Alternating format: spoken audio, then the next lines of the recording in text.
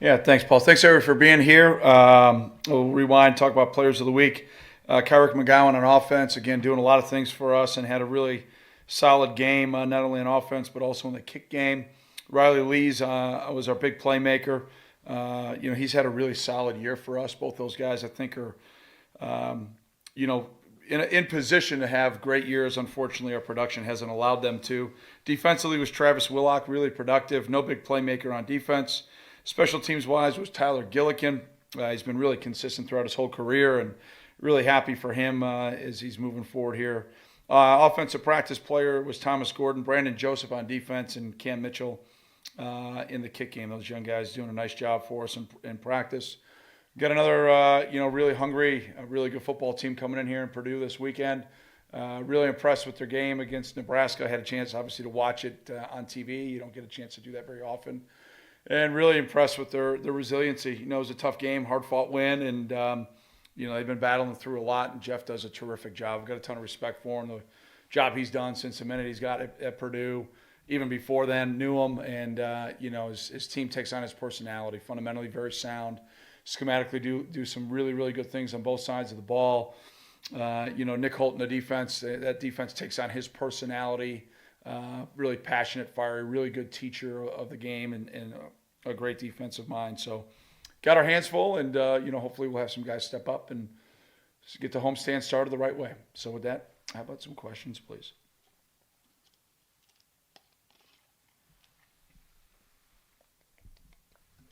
Do you have long-term updates on the statuses of Greg Newsome and Sam Newt Miller? Both are out for the year.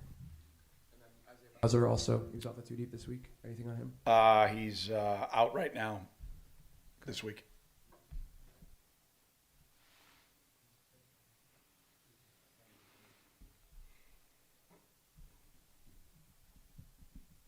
Can you shed some light on what Hunter's availability was over the past couple weeks before this game?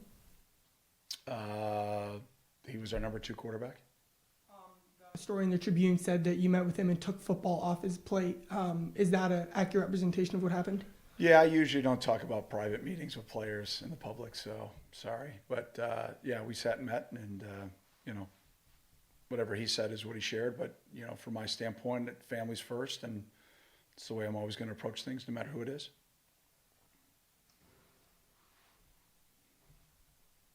How did Hunter come out of it? He obviously got shaken up in the game. And what did Yeah, you see from him? yeah, I'd say he's probably day to day. He took a pretty big hit that was, in my opinion, unnecessary. But it happened, so he's going to respond to it, and so does Aiden, so does Andrew. So, those guys all got to be ready to play. Continuing on that injury thread, does it feel like this team has struggled with injuries, especially at key positions, more than some of the teams you've coached in the past? It's not been cool.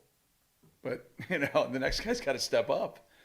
Obviously, we've failed at that as coaches. We haven't had the next guy ready. At all with the amount of work they've had to get in games? I think they've been excited. I think they've been excited to play. And, we collectively as a team haven't played well enough to win. But I think those guys have been excited. Played a lot of guys, probably the most of my career. Pretty darn close to it, if not. But we need to play better, need to finish the season the right way. And, 3 out of 4 at home, so let's go. On Hunter and Aiden, how have they been splitting reps in practice recently, and what do you do moving forward? Well, like I said, I think Hunter's day to day, so we'll see how that progresses, and that'll be the determining factor of kind of how we go through the week. I'll get my most recent injury update this afternoon. So, but no, they've been splitting time. Yeah. I don't have the analytics in front of me. If I brought it up anyways, that's a dirty word, this year. So, but ballpark, somewhere around there. Usually it's been, my time, we're usually about 70-30. We've got an established one during the week is typically what we've done. Tuesday, Wednesday, Thursday prep. Right now, obviously, we don't have that, so it's going to be probably 50-50.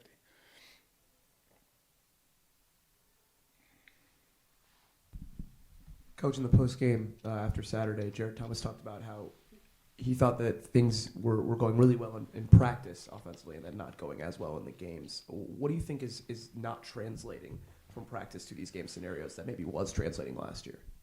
4th-year quarterback, that would be number one.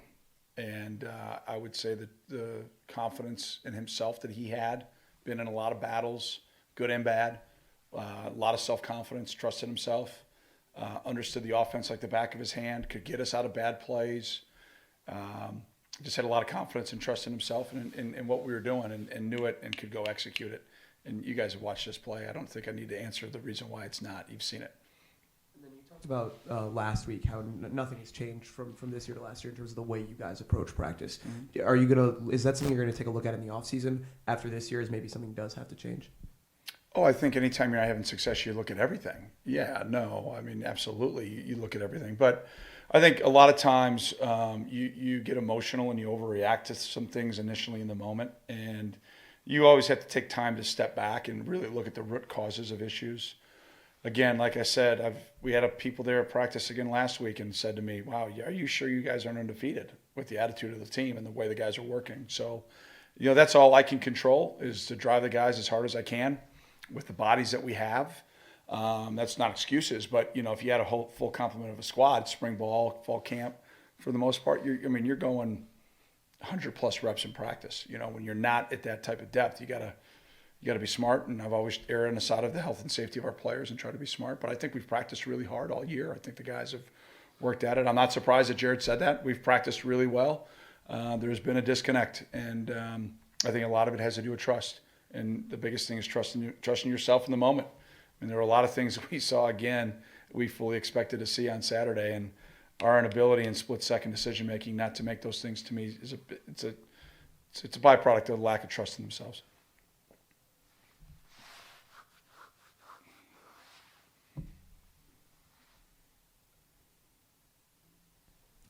Coach, Adebore had played well against Indiana. Now, let's say start first week. How has his progression throughout the year sort of made him become a key piece, have to step up now?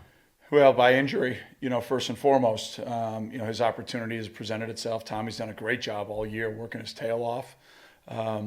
Young man that, we felt very highly about in recruiting, and came in, got himself in really, really good shape, and just kept progressing throughout the year. And then opportunity presented itself, and I thought he played pretty well Saturday. Was pretty active and just went out and played ball. I don't think he overthought anything, just played and had fun, and it's good to see. Redshirt him this year before injuries? Plans are plans, man. They're day to day. So, we're trying to play that game with as many guys as we can, but then injury dictates where we got to go. And what do you think is his best attribute on the defensive line? Tommy's? Adebore, yeah. I think he's got a lot of great attributes. I think he's got great power. He's got really good get off. He uses his hands well, plays with a base. He's just going to continue to get stronger and stronger. He has got a very, very bright future here in our program. Unfortunately for him as a freshman, that future is right now. And so you'd like to be able to say, hey, well, we're going to play the 4 games with you, buddy, and we'll get ready to rock next year. And I just don't know if that's what's the cards are going to be able to be played this year. Excuse me. Excuse me. You said after the Iowa game, you challenged the guys to think, if you were a senior, what would you like to see from the rest of the team? Right. As a coach, what do you want to see from the team the rest of this year? Well, I get a chance to, leave a legacy from a standpoint of the way they finish. Obviously we're not where any of us want to be, but you got a chance to finish November, and 3 out of 4 Big Ten games, all West games, 3 out of 4 at home. Our rival to finish. There's a lot to still be playing for, and especially sending our seniors out the right way would be awesome. It would be a great finish of the season. I think a great springboard to the off season to get us back to a championship level team on the field. Off the field and as a program, everything is rocking as great as we've ever had it. Right now, just the on the field production, consistency, and winning is not where it needs to be. And those are things that we are going to fix, and we will be back there.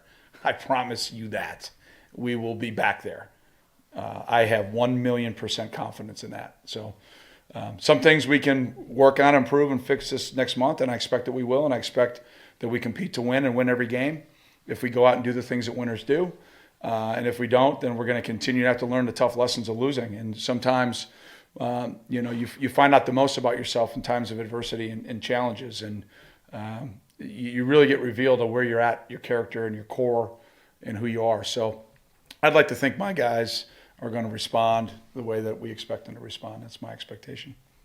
You also talked about in that game, after Iowa scored its first touchdown, you did not like what you saw on the sidelines. Similar this week, or did they respond better when after Indiana? Yeah, I mean, we got down 3 scores, and I'm not sure there was a whole lot of people that had a heck of a lot of faith that we were going to go score a touchdown based on the way we were doing some things offensively. So that's got to get fixed. I mean, I'm not sugarcoating it. You know that. You guys watch the same games I watch. So until we are able to do that and take care of the football, it's going to be really hard for our team to have confidence. It's a 3-headed monster: offense, defense, special teams, and obviously it's not rocket science to figure out what's going on. So is it more important for you now as a leader? Are you an X's and O's guy, or are you sort of more of a shrink that has to work with the guys' emotions and attitudes? Yeah. Man, it's another Monday Deep Thoughts with Skip. You guys should put an article out on that. I mean, this is some good stuff going on here. Number one, from 14 years ago to today, my friend, I've never had a better shrink card than ever. We could be 7-1 right now, and it would be the same thing. There's a lot of stuff going on. You hear these guys and their computers over here. There's a lot of stuff going on in our guys' lives that 14 years ago were not going on in their lives. That's a fact. So there's a lot of noise that you got to work and help guys through as they learn and mature to become college men. So that's irregardless of record. X's and O's, I'm very involved every week. I'm very involved on Saturday. I do believe in letting your coordinators call plays. I do believe in letting your coaches coach. I always have been. I'm not going to stray from that in the middle of the season just because it's not going well. You can't be a Jekyll and Hyde. Things are going great. I'm one way. Things aren't. You're gonna lose your way. You're gonna lose your values if you start doing that. I don't believe in doing that. And just got to work really hard to keep the guys in that 1 week 1-0 mentality. 1 week 1-0 mentality. That's what I've continued to stress. Because you can just flip a season over with one player, one game. That game got flipped on Saturday by one play. Their corner did a great job. We got a 25-yard run, great plan, great execution. We put the ball on the ground. Can't do that. Put ourselves in a 10-0 hole. I mean, we haven't scored a touchdown since Kennedy was a president. So, Paul Kennedy, that is. So, I mean, this is not rocket science. You guys have watched us play all year, right? It's not hard. We're just making it really hard. And we got to get some things fixed now, finish, and then there'll be a lot of things that will get improved and corrected in the offseason, and we will be back. I promise you that. I hope people are enjoying their time now because we will be back. Coach, Purdue, similar to you guys, a lot was expected out of them this year, and they've also struggled with some bad injuries at key positions. So what similarities do you see in where your programs are at right now? Well, I think I can't speak to Jeff's program. I'm not intimate with it, so I can't speak to that. I can speak to our program. It's never been in a better place. Like I said, I have 1,000,000% confidence that we'll get back in the winning track. The only issue we have right now is winning on Saturdays. Our Monday through Friday and Sunday are absolutely outstanding. Our players are awesome. Their character is impeccable. What they're doing in the classroom is not even close anywhere else in the country. All those things are A+ championship level. I've said it a bunch of times now. We got 98% of the thing humming the right way. We just got the wrong 2% not humming. And that 2% is killing our football success on the field. I'm not going to let that deter the success and the championship level of our program. That's not going to happen. We'll get this thing turned around.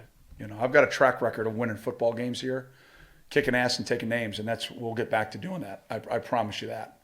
As long as I'm the leader of this program, that's going to be the mindset. And so I know it's not happening right now, and I'm bitterly disappointed. I'm incredibly motivated, and I will do everything in my power to squeeze everything I got out of these guys for these next 4 weeks.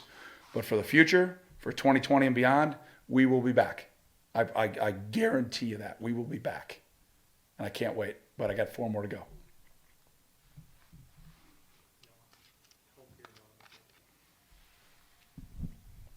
Coach, it seems like in a lot of your answers so far today, you've been taking a look at things as a whole this season. When you've got a stretch like this, where you guys have lost a lot of games in a row, do you look at things as more of a whole, what's gone wrong in these total 5 games, or are you still looking at it game by game? Yeah, no, I mean, again, it's not rocket science, brother. So I mean, the whole thing will be done at the end of the year. I don't do that based on one game or one play. I think that's unfair to the player. I think it's unfair to the side of the ball. I think it's unfair to the team. I've always operated that way.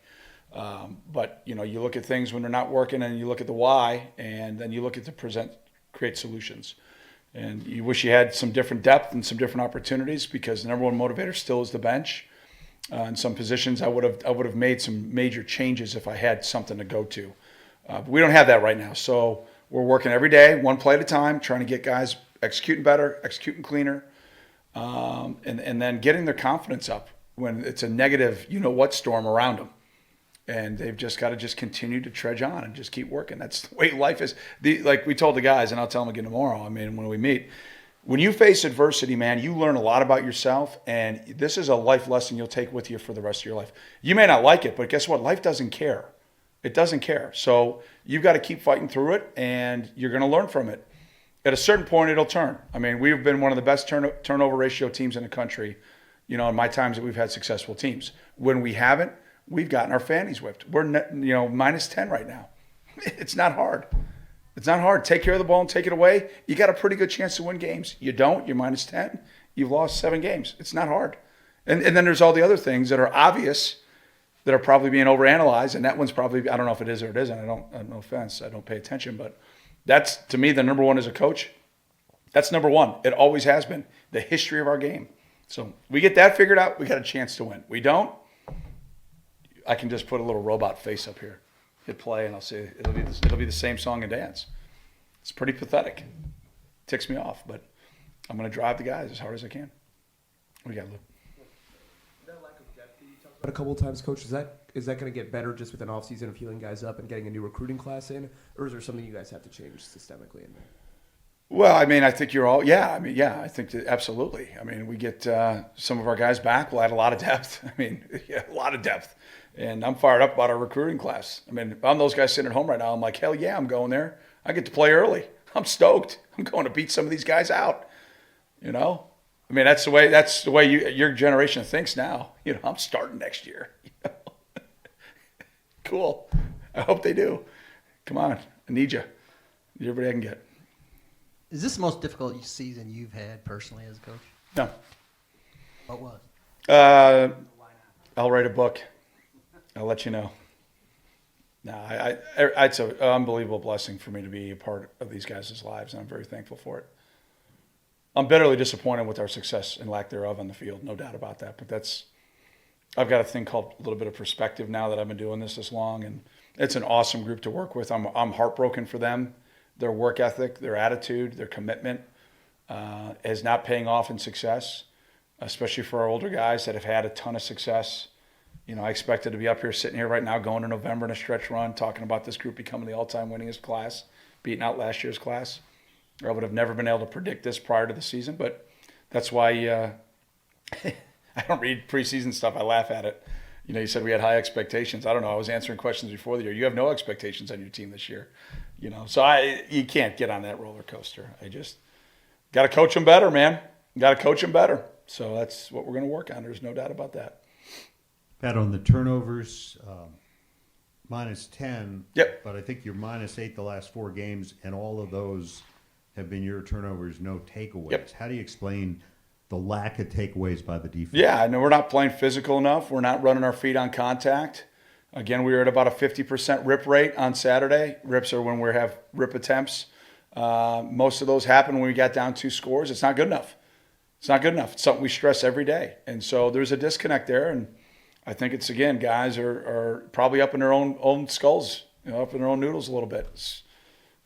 It's natural, and I'm not doing a good enough job getting them to focus in the moment. It's my fault. So, I take it as a challenge. I don't take it as difficulty or hardest or, let's go. I mean, I didn't get here by pouting. I got here by fighting, and that's what we'll continue to do. So that's what I expect our guys will do. That's what I'm going to demand of them. So it's my expectation. Just keep fighting, keep battling. Looking back at the second half, Saturday, 36 yards. What teaching points can you use from that? Throw the ball to the guys that are open.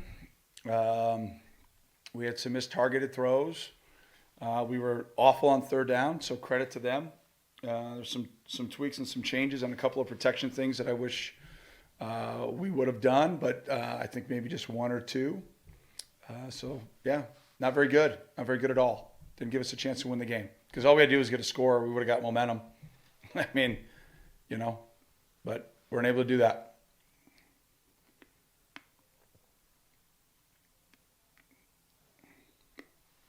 Trent Goins listed at defensive end this week. Has he switched back to DN from superback, or is that? Yep. And that was, I assume, made after Saturday. Made after Saturday. I'm sorry. After Saturday's game, that decision. Yeah. I mean, you saw that we got injuries, brother. You want to play? You got eligibility. Let's go. Yeah. Wear that nice Irish sweater. I like it, man. Thank you. Yeah. It's a couple months early for me. Anything else for Coach? All right. Have a great day. Go Cats. Thanks. Appreciate it.